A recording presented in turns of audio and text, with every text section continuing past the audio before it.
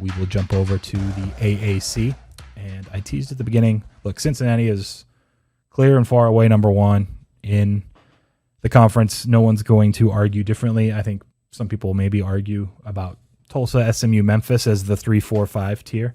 I think Tulsa deserves it, so they're up there. But let's go with Cincinnati to start. By the way, conference odds, minus 200. I think that's the best price that is available. I have like a simulation I run for all my conference odds, and this used to be minus 160 earlier in the summer. It was one of the better bets I thought for conference odds. It's moved.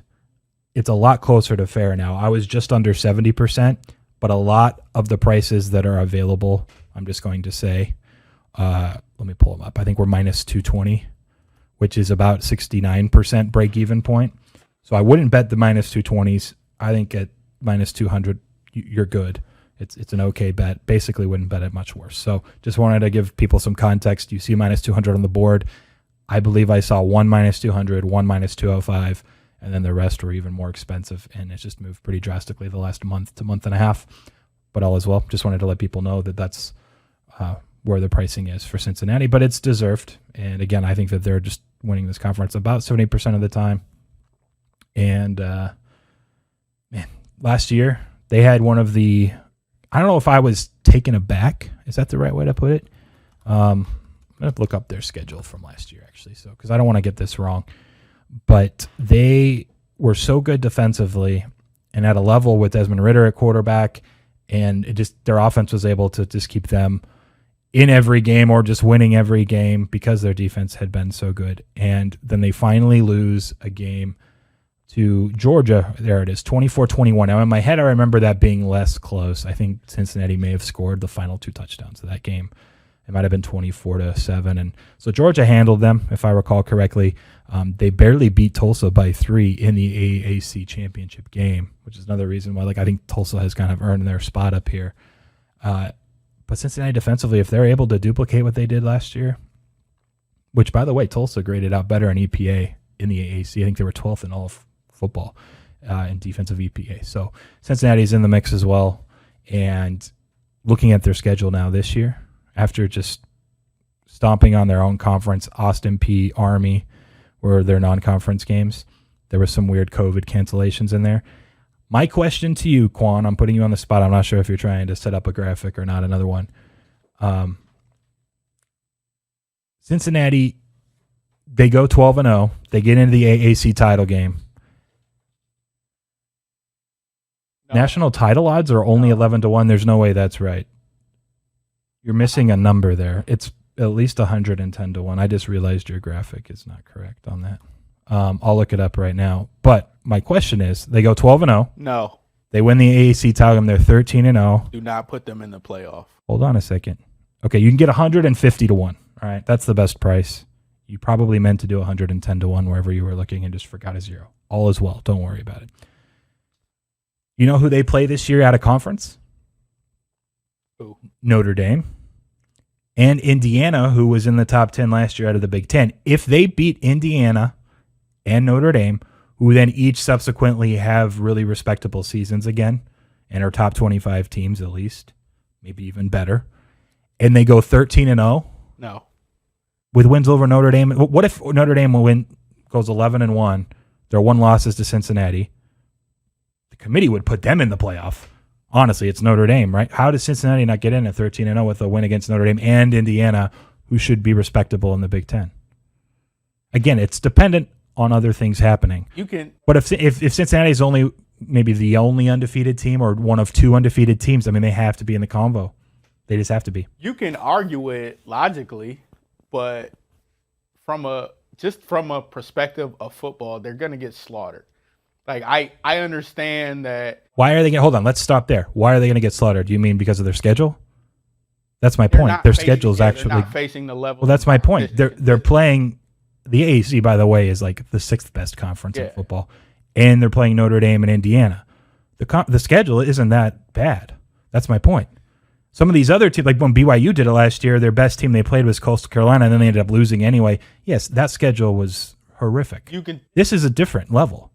Even better than like the Boise State Mountain West Conference runs. This schedule would grade out most likely Assuming, again, if Notre Dame's 6-6 and IU's 6-6, then it's not really going to be in the conversation. But if those teams end up being, they're going to get heaven forbid top 10, but top 25. Front. They get dominated up front. They get dominated in the back. Like, it's just night and day. So you're saying they're just not going to go undefeated. That's fine. That's obviously. I'm not saying they won't go undefeated. I'm saying if they make it to the playoff. Like, those teams, you playing against teams who are consistently like manhandling teams, and we're talking about like NFL ready players. Like, they would likely go up against the 1 seed, right? Yeah. If they got in, they would be the last. Across the board, you're talking about people that are going to the league. And in Cincinnati, you have a handful that can compete. So it's just like on paper, it would remind me, what was it, the UCF season when they were claiming they were national champions and everything. Like, you get to that point where it's a team that you want to see get a shot, but they crushed Auburn, right, in that bowl game, and so everyone was. Although I don't know how much Auburn really cared because they had lost to Alabama, I think, recently prior to that. So I don't know. Grades wise, like they're a top 15 team talent wise. Like I know you're saying they're going to get manhandled, like everyone does against Alabama or Clemson usually. But I'd love to see them. I'm rooting for like one of these teams to sneak it in, and this is one of the more prime setups I think for it to at least happen. Because one, they'll play an extra game, 13 games. And if you look at the non-conference schedule, there's a chance that Indiana and Notre Dame are double-digit win teams that they could beat. And they have to play on back-to-back weeks. There might be a bye week in between. I believe there's a bye week in between. But they play them back-to-back. I don't know. I'm rooting for it. Bearcats, I think that their win total at 10, just from a sheer projection standpoint, I'm a little bit lower than that. So I'm not saying I think that they're going to go 12-0 and then win their conference title game for 13-0.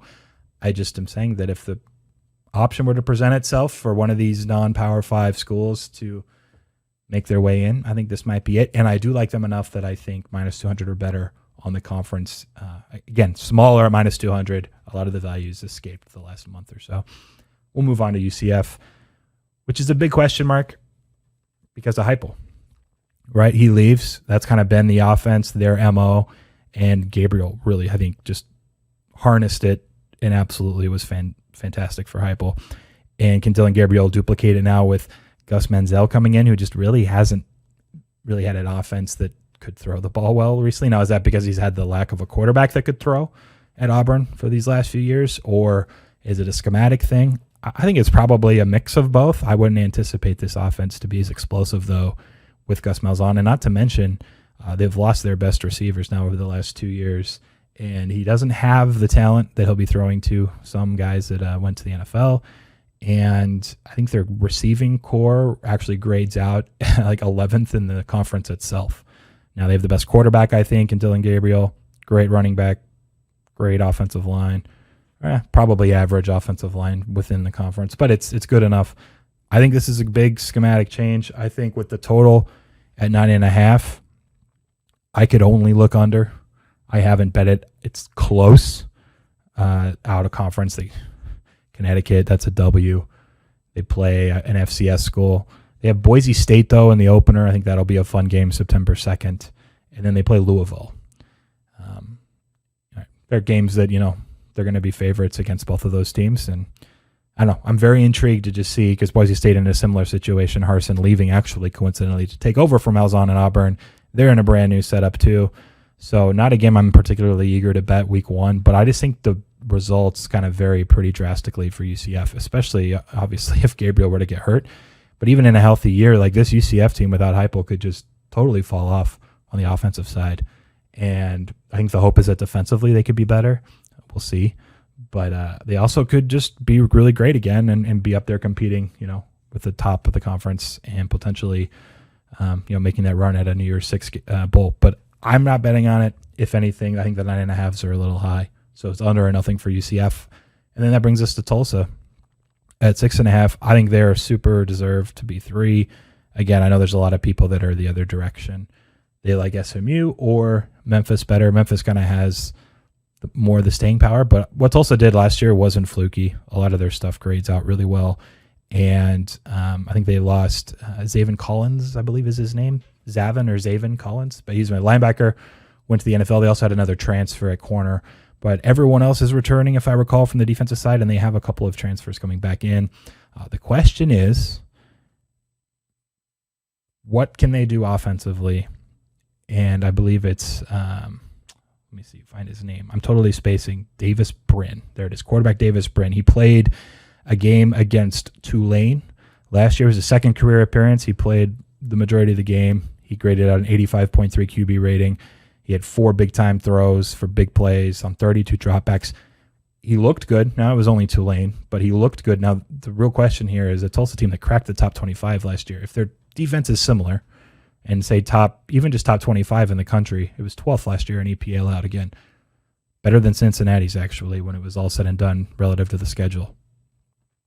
They can have that defense and then Davis Brin taking a leap and being a guy they can rely on the offensive side, then there's a ton of potential. And I think that's why I have them third, is because I think they've kind of set a floor that's higher for me than SMU would be or Memphis going into the season. So I like Tulsa. It's not enough either, though, to fire on over 6.5. They have a schedule, I think, that ranks the toughest per my ratings, I believe, in the conference. I'd have to double check that. But they play Oklahoma State and Ohio State at a conference. And then they have their conference schedule, which sees Cincinnati and Memphis. I think they do miss out on UCF, but nothing that's helpful for them. They should beat UC Davis, I believe, is their opener, an FCS game. Arkansas State in there. They're better than like Temple and Tulane, although that's like a rivalry game kind of. You never know. They're better than USF, Navy. But like, how do they get to 7 wins when it's, Houston, Memphis, Cincinnati in conference, SMU to end the year? Those are all going to be potentially losable games. And then Oklahoma State and Ohio State, where they're going to be dogs, significant dogs against Ohio State, obviously. It's a team that I think is flying under the radar because their schedule is so tough relative to what we're accustomed to for Tulsa. And people think, oh, their season win total is 6.5. They're not very good. That's just not true. And so they're a team I'm hoping I can take advantage of my bullishness on the Golden Hurricane by betting them in spots throughout the season. Maybe it's even from the get-go. They have the FCS game, and then they play Oklahoma State September 11th, then Ohio State September 18th.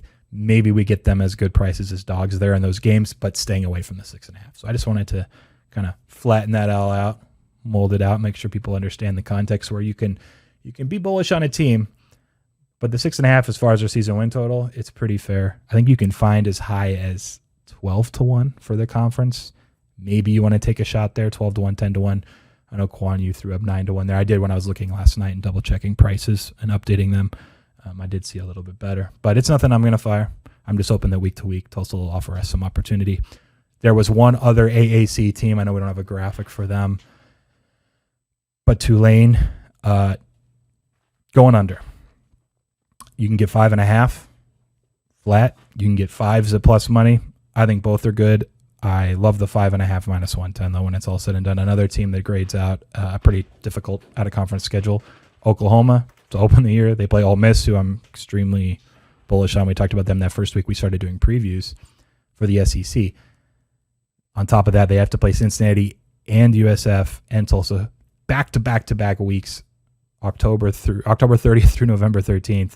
And then they get a break, and then it's Memphis. Anyway, their schedule is just brutal. And by the way, they play SMU, who is arguably the 4th best team in the conference, before Cincinnati. So you could say they got 4 straight weeks of the 4 toughest teams in the AAC. And this is, again, after they have to play Oklahoma and Ole Miss in non-conference. I'm not anti-Tulane. I'm just telling you the numbers on a 5.5. This is a 4.8 win team for me on average. That's enough to play under 5.5 at minus 110. They have great running backs. The duo is going to be fantastic. Maybe the quarterback, Michael Pratt, takes a leap. There's a chance. They're better there through the air. They never really have been playing that kind of like funky spread wishbone option type offense, which is why they like to run and just try to rely on a defense that really doesn't grade out that well, but they just play slow enough that they're not on the field a ton. It's just going to be tough with who they have to go up against. And it's just the way the schedule falls, where non-conference, it's like almost surely 2 losses out of their first 3 games. And then to play, honestly, they play Houston before SMU. Houston's not a guaranteed win. I mean, that's going to be a relatively toss-up-ish game. Like Houston, SMU, Cincinnati, UCF, Tulsa, like all in a row. And then they still have to end the year with Memphis. Schedule's too tough. That's one of my favorite bets, under the 5.5 for Tulane in the conference. And I think we're going to wrap it up with that.